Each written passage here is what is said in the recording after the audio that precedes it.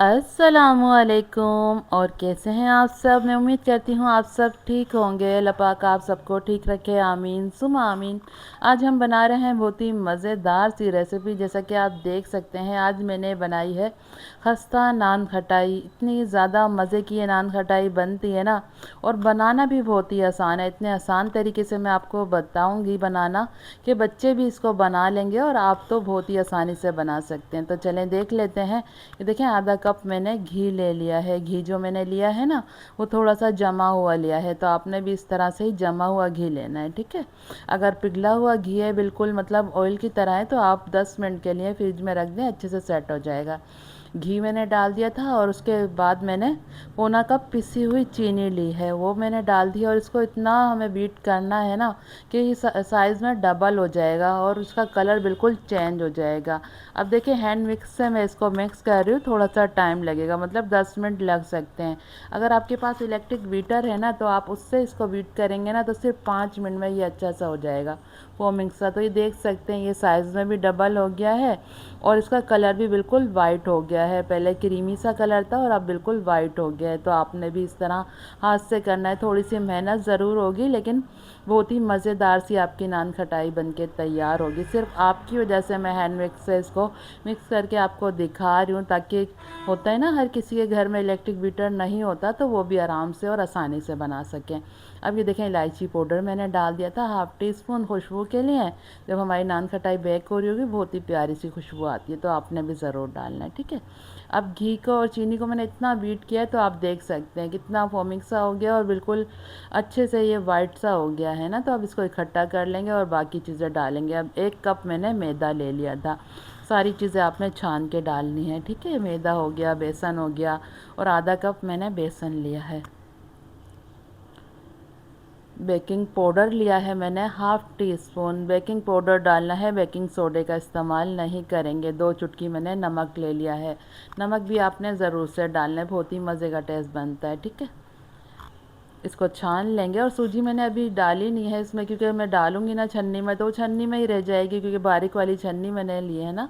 तो सूजी हम इसी तरह ही डाल देंगे, क्योंकि बिल्कुल साफ़ सूजी थी और बारीक वाली है, तो इस तरह से आप डाल दें। 2 टेबल स्पून भर के मैंने सूजी ले ली थी और आधा कप बेसन ले लिया और 1 कप मैंने मैदा ले लिया था। अब सारी चीज़ों को अच्छे से मिक्स कर लेंगे।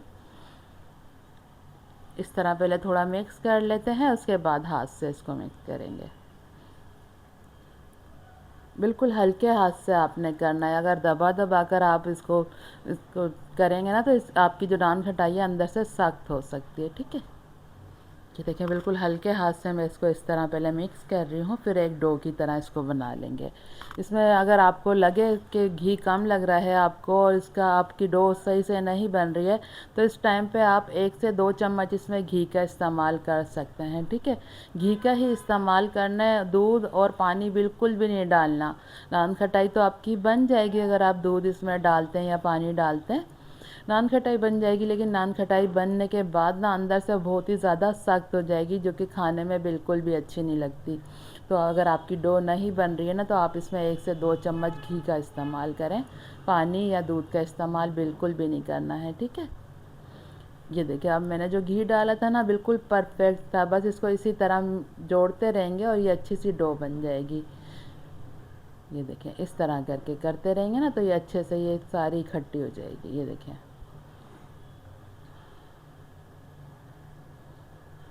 ये देखिए कितने अच्छे से ये डो हमारी बन गई है। बस यही होता है कि कभी होता है ना कि नहीं, ये आपस में नहीं जुड़ रहा है और आपको लगता है कि नहीं, इसकी नान खटाइयाँ नहीं बन सकती, तो आपने घी का ही इस्तेमाल करना है। एक चीज़ बार बार इसीलिए रिपीट करती हूँ, ताकि कभी होता है ना कि दिमाग में आ जाता है कि चलो थोड़ा दूध डाल देते हैं या थोड़ा सा पानी डाल देते हैं, लेकिन बन तो जाएंगे लेकिन ख़राब हो जाएंगे। तो इसलिए आपने घी का ही इस्तेमाल करना है इसके अंदर, ठीक है। ये देखें, बस मैं यही चाहती हूँ कि जो भी चीज़ें आप मेरी रेसिपी देखकर आप बनाएं ना, आपकी वो चीज़ बिल्कुल भी ख़राब ना हो, बिल्कुल परफेक्ट बने। ये देखें, अच्छी सी डो बन गई थी, तो इसको 10 मिनट के लिए रख देंगे एक साइड पर, ताकि अच्छे से सेट हो जाए। 10 मिनट हो गए थे, तो चलें अब नान खटाई बनाना शुरू करते हैं। अब ये देखें, बेकिंग ट्रे मैंने ले ली थी और उस पर बटर पेपर लगा दिया था। छोटे बटर पेपर थे मेरे पास, तो मैंने इस तरह से 2-3 लगा दिए हैं, ठीक है।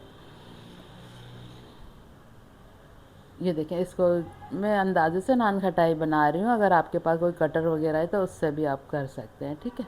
सबके घरों में ये चीज़ें नहीं होती हैं, तो इसीलिए मैं इस तरह आसान तरीके से भी आपको बताती हूँ ताकि आप बनाएं, अपने घर में ही सारी चीज़ें तैयार करें। बेकरी से आपको पता है कितनी महंगी मिलती हैं, तो यही चीज़ें आप अपने घर में कितनी ज़्यादा बन सकती है। 1 कप मैदे से इतनी ज़्यादा नान खटाई बन जाती है, तो हमें घर में ही बनानी चाहिए। और ये जो नान खटाई मैं बना रही हूँ, ये सारी चीज़ें हमारे घर में मौजूद होती हैं। घी हो गया, मैदा हो गया, बेसन हो गया, चीनी हो गई, तो ये सारी चीज़ें हमारे घर में ही होती हैं।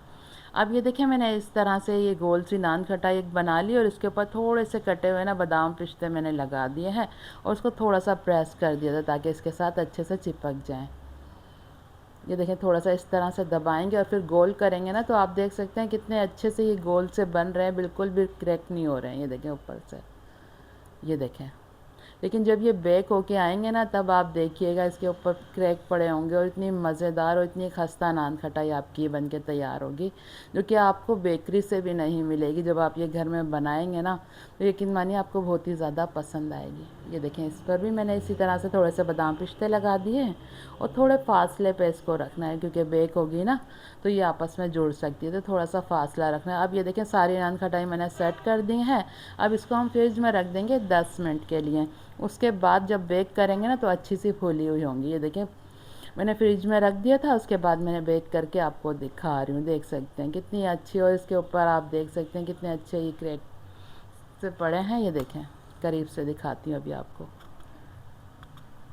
लग रही है ना मज़ेदार, यकीन मानिए बहुत ही ज़्यादा मज़ेदार ये नान खटाई बनी थी। और जब ये बेक हो रही थी ना, इतनी प्यारी खुशबू हो गई थी पूरे घर में, से लग रहा था जैसे हम बेकरी में जाते हैं ना, खुशबू आती है, तो सेम ऐसी ही खुशबू आ रही थी। तो आपने ज़रूर से बनानी है। अगर आपके पास अवन नहीं है ना, तो आप कढ़ाई में भी इसको बेक कर सकते हैं। आपको पता है मैंने कितनी रेसिपियाँ आपको बताई हैं अवन में, पतीले में, कढ़ाई में, तो आप ये आराम से कर सकते हैं। आपको पता है कभी गैस नहीं होता, तो इसलिए फिर मैं अवन में बेक करके आपको दिखाती हूँ। तो ये देख सकते हैं कितनी मज़ेदार हमारी खस्ता नान खटाई बनके तैयार हुई है, और वो भी इतनी जल्दी आप बना सकते हैं। और सिर्फ 1 कप मैदे और आधा कप बेसन से ये इतनी सारी नान खटाई बनके तैयार हुई हैं। शुरू में मैंने जो 4-5 बच गई थी ना, वो मैंने अलहदा से बना ली थी, वो तो फ़ौरन से ही सबने खा ली थी। लेकिन जो मैंने ट्रे में बनाई है वो मैं आपको दिखा रही हूँ। ये देखें कितनी खस्ता है, ये देखें। लग रही है ना मज़ेदार, तो बहुत ही ज़्यादा मज़ेदार ये नान खटाई बनेंगी। यकीन मानिए 2 हफ्ते आप इसको रख कर खा सकते हैं, बिल्कुल भी ख़राब नहीं होगी। अभी मैं आपको तोड़ कर भी दिखाती हूँ। ये देखें, ये देखें कितनी खस्ता नान खटाई बन के तैयार हुई है और कितने अच्छे से ये टूट गई है। तो यकीन मानिए बहुत ही ज़्यादा मज़े की बनी थी और सबको ही बहुत ज़्यादा पसंद आई थी। तो ये थी मज़ेदार सी खस्ता नान खटाई बनाने की मेरी रेसिपी। उम्मीद करती हूँ आपको पसंद आई होगी। पसंद आई तो प्लीज़ लाइक ज़रूर करना। अगर आपने हमारे चैनल को सब्सक्राइब नहीं किया तो प्लीज़ सब्सक्राइब भी ज़रूर करना। चलें चलती हूँ, दुआओं में याद रखिएगा। फिर लौट कर आऊँगी इसी तरह आसान और मज़ेदार रेसिपी के साथ। जब तक के लिए अल्लाह हाफिज़।